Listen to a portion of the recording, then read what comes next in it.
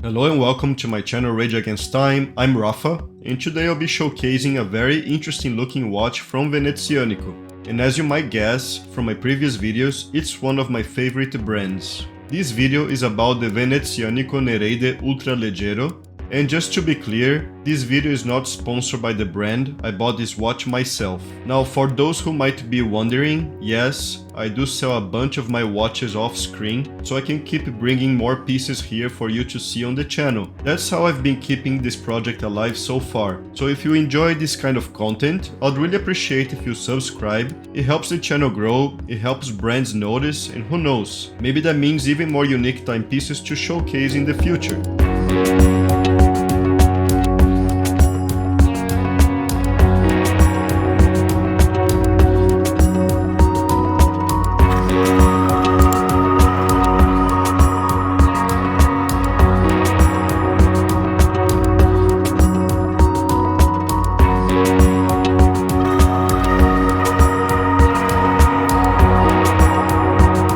Ultraleggero is not a new release from Venezianico. I think it's been around for about 3 years already, maybe more. It always caught my attention, but I finally decided to try it out. It shifts from the more tool diver look of previous Nereide models into something a bit more extravagant. The dial is skeletonized and visually intriguing, and the dial architecture is patented and aims to merge mechanics and design in a seamless way.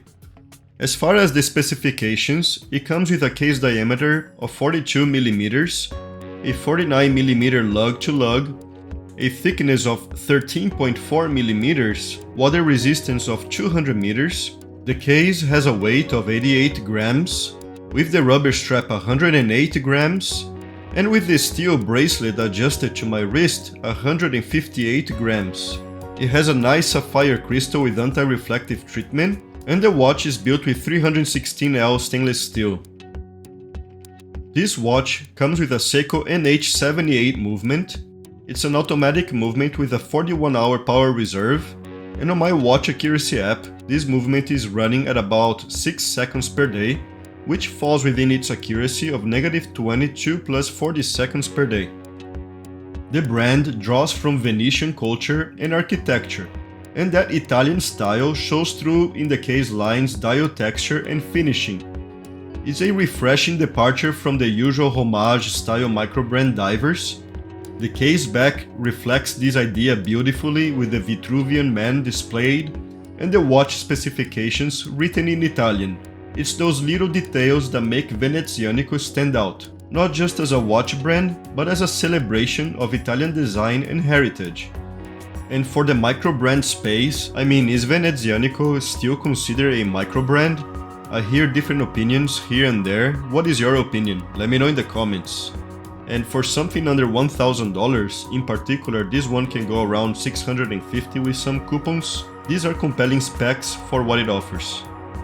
The case finishing is very good to my eyes, with a combination of brushed and polished surfaces. The crown features the Venezianico logo, which is a cross. The bezel has very good action and is made of stainless steel, so be aware that it can get scratched easily. I did notice my bezel is slightly misaligned at the 12 o'clock, but it's not a deal breaker for me. The lume is decent, applied to all our markers and hands. It's very bright at first, but loses brightness quickly. The dial itself is beautiful.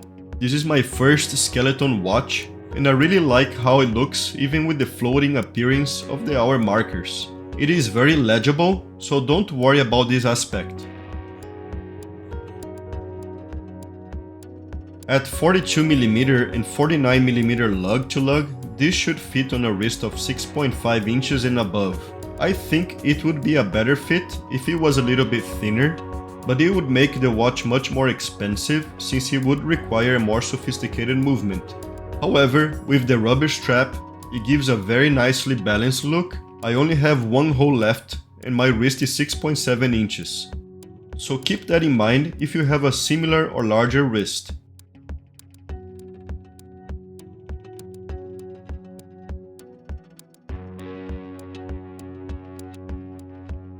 It does feel chunkier on the bracelet.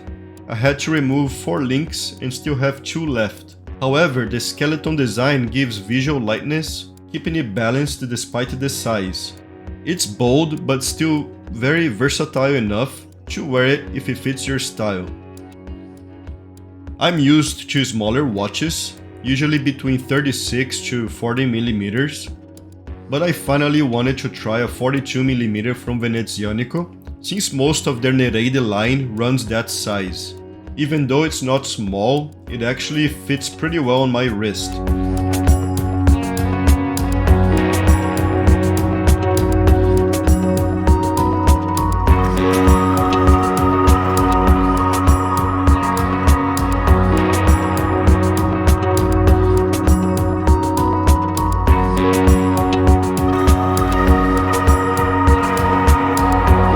I do have some of the 39mm models, and I think it would be interesting to see Venezianico release something around 40.5mm in the Nereide line. I think it would be a perfect middle ground.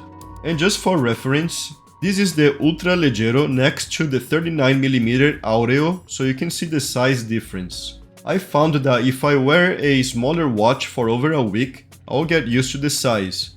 But if I do the opposite, it will be the same thing, so it's all about balance. There are some things to keep in mind. The Seiko NH70A is a reliable automatic movement, but not particularly high-end. Don't expect luxury finishing or chronometer level accuracy, but it's a solid performer and it looks great for the price. The skeletonized dials look fantastic, but they can reduce readability, especially in low light. That's the trade-off, but it actually works quite well with this watch. The time remains legible in most lighting conditions. And one thing I did notice is that the hands seem a bit thin and small for the size and style of the dial.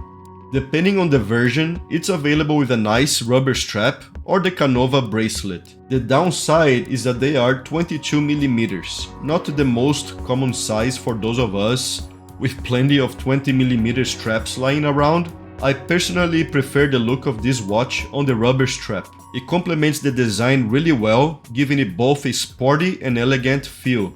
The bracelet, on the other hand, is well made. It has male end links, but still molds nicely to the wrist, even with the 49mm lug-to-lug. It wears comfortably and tapers to 18mm. It features a butterfly clasp, which might be a downside for some, especially on a diver, but I find it comfortable and visually appealing. I like that you can dress it up with the bracelet or keep it casual with the rubber option. If I could make one suggestion to Venezianico, please start making quick release straps.